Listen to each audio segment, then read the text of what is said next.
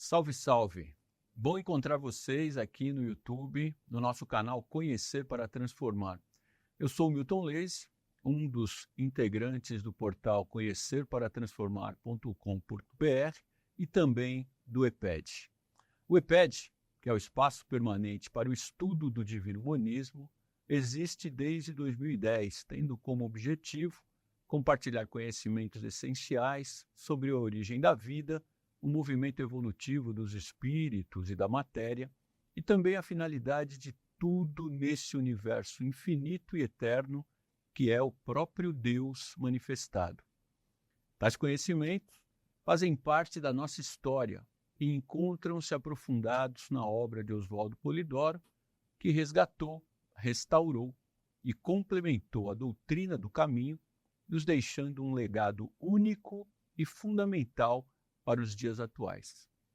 Essa obra está disponível gratuitamente no portal conhecerparatransformar.com.br, onde você encontrará muito conhecimento em seu sentido mais amplo, podendo baixar todo o conteúdo, assim como ver e ouvir os vídeos e audiobooks.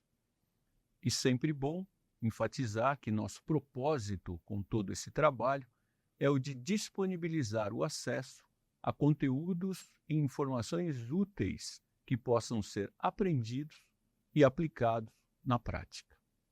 Acesse o portal e descubra um universo de conhecimentos fundamentais para o espírito e para a vida.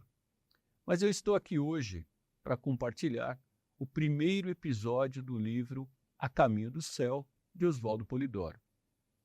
Quarto livro do EPED, de 2024, que este ano tem como conteúdo base 21 livros da obra desse grande mestre. Cada livro será comentado em 4 episódios, transmitidos semanalmente, todas as quartas-feiras e sábados, a partir das 18 horas, nesse canal. Caso você perca algum episódio, fique tranquilo. Todos eles ficarão disponíveis aqui no YouTube e você pode acessá-los quando quiser. Compartilhe e convide seus amigos. O conteúdo está muito bacana. E se você quiser ganhar o livro sem custo, é só se inscrever no canal e seguir a gente, mandando seus dados no WhatsApp 11 911 32 0077. A gente manda o livro para você. Esse número serve apenas para o envio dos dados e para a solicitação do livro, combinados? Mas caso você queira fazer alguma pergunta ou dar alguma sugestão, deixe aqui nos comentários ou acesse o portal conhecerparatransformar.com.br e clique no Fale Conosco.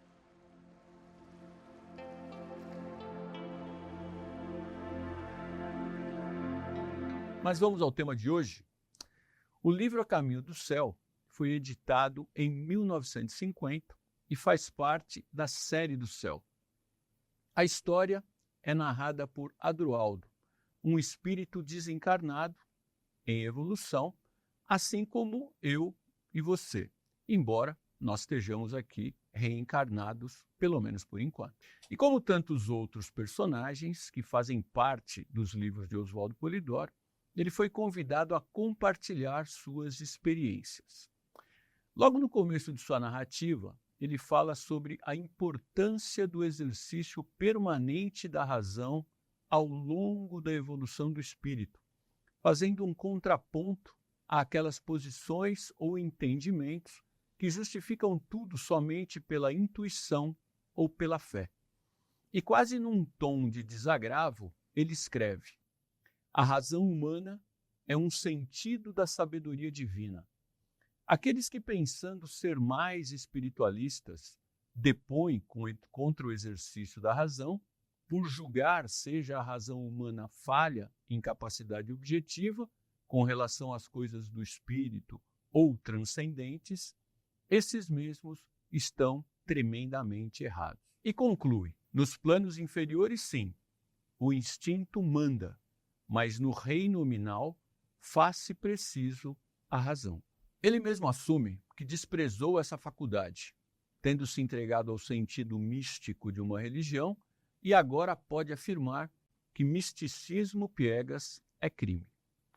coloca a faculdade da razão como uma das mais salientes de que somos senhores, ponderando ser um tremendo erro de cálculo dizer o que se repete por aí, que a intuição supre tudo. Ao desencarnar, por determinação da lei do peso específico ou equidades vibracionais, ele foi parar num plano espiritual bem similar à Terra, um plano relativamente inferior, que recebia e tratava espíritos ignorantes e necessitados.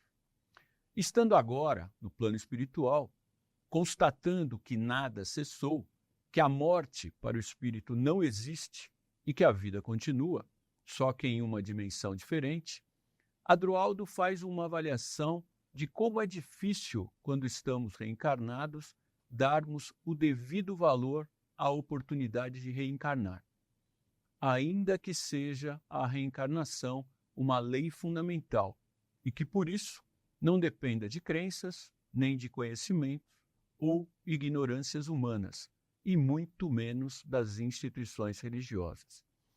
Vejam o que ele sentiu e concluiu sobre o tema, literalmente, pós-mortem. A encarnação só chega a ser compreendida como força de lei e, ao mesmo tempo, facultativa, para efeito de aprendizados, por alcançar a moralização por elaborar internamente, depois do trespasse, que significa morte ou óbito. Quanto arrependimento tardio se presencia de quem não sabia e podia ter sabido, e de quem sabia e não deu ao feito a devida atenção. Isso, apesar de se tratar, como dissemos, de uma lei conhecida pela humanidade desde remotíssimas eras. Vejamos, por exemplo, o que nos diz o Bhagavad Gita, um dos grandes livros sagrados, considerado a Bíblia da Índia. No capítulo 2 desse livro, encontramos num dos diálogos entre Krishna e Arjuna: sabe, ó príncipe de Pandu, que nunca houve tempo em que não existíssemos eu ou tu ou qualquer destes príncipes da terra. Igualmente, nunca haverá tempo em que algum de nós deixe de existir. Assim como a alma, vestindo este corpo material, passa pelos estados de infância, mocidade, virilidade e velhice, assim, no tempo devido, ela passa a um outro corpo e em outras encarnações viverá outra vez. E se verificarmos outros livros sagrados, também encontraremos a reencarnação como uma lei natural. Mas então, por que ainda existe tanta discussão e questionamento sobre o tema? Eu vou deixar essa resposta para vocês darem, depois de analisarem e concluírem. Mas antes, quero trazer do livro Evangelho Eterno e Orações Prodigiosas, de Oswaldo Polidoro, no capítulo Para Evitar Desilusões Maiores, o seguinte alerta: chegareis a estes planos pela carruagem da morte. Custe mais ou custe menos dias. Enfrentareis desilusões maiores ou menores, conforme o uso que tereis feito de vós próprios e dos recursos oferecidos pelo Criador, em termos de leis, elementos e fatos, não de mistérios, milagres e enigmas. Que tenhamos essa máxima em mente, pois cedo ou tarde passaremos para o outro lado. É ou não é? Adroaldo despertou no mundo espiritual em um leito numa casa de recuperação. Considerando a média dos que desencarnam no planeta, podemos dizer que ele até que desencarnou bem. Temos aqui na nossa geografia espiritual 7 planos, ou céus espirituais, compostos por mais de 34 mil subfaixas para abrigarem espíritos nas mais diferentes situações morais e vibracionais. A casa do Pai tem muitas moradas, dizia Jesus. São planos que vão do máximo de trevas e sofrimentos ao máximo de luz e glória. E a grande maioria, obviamente, não vai para os melhores lugares. Em termos gerais, temos a subcrosta, ou regiões inferiores, a região dos umbrais, da qual a crosta terrestre é parte na dimensão mais sólida, E a partir do final do terceiro céu até o sétimo, tudo vai melhorando, sublimando, até atingirmos o oitavo céu ou o céu intermundos, que já não faz mais parte da demografia planetária. Tudo conforme o merecimento de cada um. Adroaldo foi informado do seu estado assim que acordou, o que também não é regra, mas cada caso é um caso. E nesse momento, conheceu Mesquita, um espírito amigo que o acompanhará ao longo dessa narrativa. Logo que começou a melhorar, em uma de suas caminhadas pelo hospital, viu um espírito conhecido. Era seu amigo Fábio. Mesquita o informou que ele havia desencarnado há alguns dias. E a primeira coisa que Adroaldo comentou com Mesquita foi: ele era espírita. Pelo visto, sabendo mais, não obteve melhora sobre mim, que agora, reconheço, sabia menos. Adroaldo vinha da religião católica e ficou surpreso de ambos estarem no mesmo local. Mas imediatamente Mesquita observou: não discuto sobre crenças, amigo Adroaldo. Cada um arrasta consigo seu karma, as suas injunções do passado vivido. Ou seja, nenhuma religião ou seita pode garantir uma condição boa aos seus seguidores ou apóstolos após a morte. Para a justiça divina, que é Deus manifestado em suas leis fundamentais, o que importa é o bom comportamento. A propósito, nenhum dos grandes vultos que reencarnaram para cumprirem suas missões criaram ou fundaram alguma instituição religiosa. Muito pelo contrário. Afirmaram que somente o conhecimento verdadeiro e a vivência desses conhecimentos fazem com que a centelha conquiste níveis morais, vibracionais e espirituais superiores. Mas voltando à nossa história. E Adroaldo com Mesquita ao encontro de Fábio, quando pensou: morte, céu, doença, jardim, santo Deus, como eu ia admitir tudo isso lá no mundo, recebendo instruções apenas formais, sem revelação? Como o Senhor ser culpado? Na verdade, ele já estava pensando em justificativas ou desculpas para sua forma de pensar e suas crenças. No que Mesquita, penetrando em seus pensamentos, observou: por que não quer ser responsável? Afinal, antes de criticar quem era espírita ou quem lesse um livro doutrinário, por que não buscou saber alguma coisa? A que título tinha a sua cabeça e responsabilidade? E Adroaldo responde: a igreja proíbe, faça-se isso. Pelo menos, amigo Mesquita, dei ouvido à igreja. Ela é responsável. Confiei na sua infalibilidade. Mesquita, entretanto, ponderou: responsabilidade, nesse caso, cabe a quem manda e a quem executa.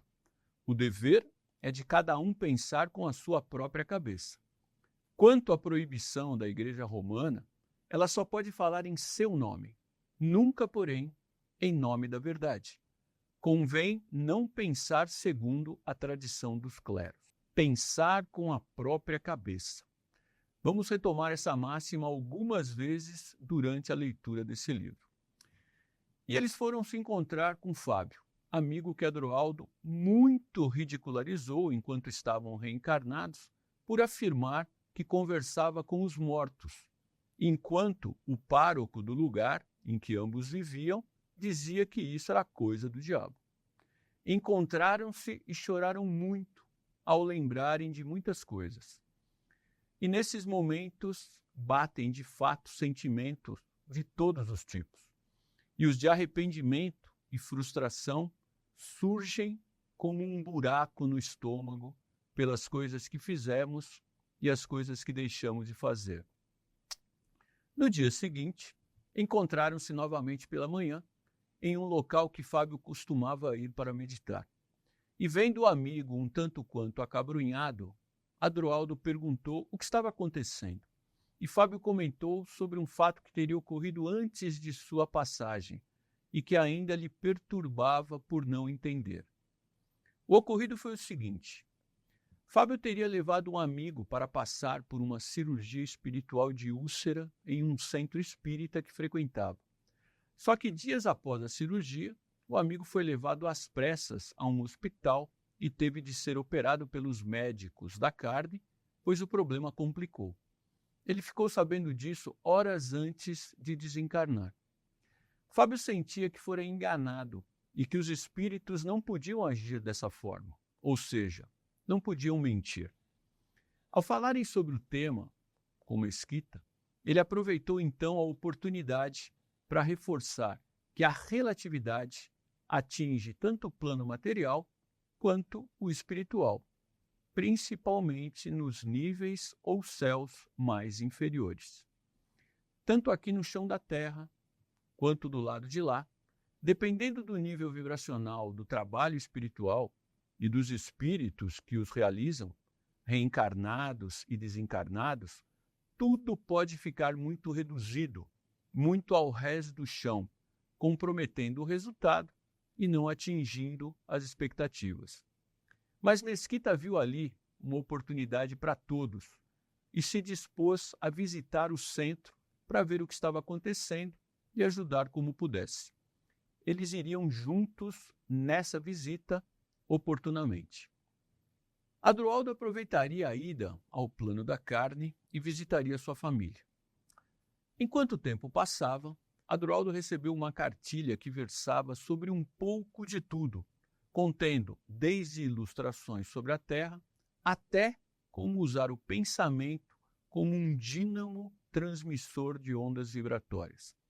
E dentre algumas constatações e digressões sobre esses aprendizados, faz uma consideração muito interessante sobre o tema dor. Diz Adroaldo, a dor é um monstro que se levanta do crime, do erro, da corrupção, havendo só uma arma para vencê-la, o uso do bom senso. O bom senso é conhecimento e amor. A dor nunca poderia ser mais que consequência de maus feitos, de desequilíbrio. É apenas o testemunho da falta. Quero que aqueles meus irmãos que me vierem a ler pensem na dor como eu penso, que é um monstro que precisamos eliminar o mais ligeiro possível. No livro de Bezerra de Menezes e a narrativa iniciática de Oswaldo Polidoro, encontramos no tópico necessidade e dor o seguinte: a dor é apenas a necessidade elevada a um grau mais intenso, é uma falha de caráter mais agudo, é uma lacuna mais sentida. Assim é como a dor deve ser entendida, encarada e tratada. É como um desequilíbrio, como diz o texto, e o que precisamos fazer é reequilibrar. Isso só pode ser feito através de um comportamento decente, de acordo com a lei de Deus. Após uns dias, Mesquita avisa Adroaldo e Fábio que irão à crosta visitar aquele centro espírita com mais 2 outros espíritos, Cristina e Vicente, respectivamente, esposa e filho de Mesquita. Interessante, não? Esse é um bom exemplo de que a vida no plano espiritual pode ser muito parecida com a que temos aqui.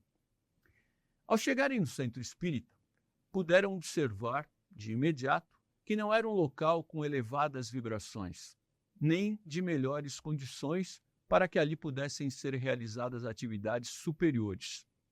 O nível, em geral, era muito baixo. O local carecia de boas preleções, quer de ordem moral, quer de ordem técnica, quer de ordem doutrinária. E a conclusão que o livro apresenta sobre aquela experiência por eles vivida é que trabalhos de ajuda espiritual para serem realizados com a devida assistência de legiões socorristas dependem principalmente de um ambiente espiritual, vibracional e moralmente adequado, frequentadores com boas sintonias, ligações mentais elevadas e um comportamento decente, com base na lei de Deus, e guias espirituais de planos superiores preparados para a realização dos trabalhos, além, claro, do merecimento por parte daqueles que pedirão ajuda Pois caso não haja, os trabalhadores não podem fazer nada, pois é a justiça divina que autoriza ou não isso acontecer. E assim, encerramos nosso primeiro episódio, convidando vocês a continuarem com a gente, pois no próximo veremos como foi a primeira visita de Adroaldo à sua família, as informações que ele recebe a respeito de seu histórico espiritual e seus novos trabalhos. Se você gostou, compartilhe o link e convide mais pessoas, assim estaremos dando a oportunidade para que outros também tenham acesso a esse conteúdo. A gente se vê por aqui. Até a próxima.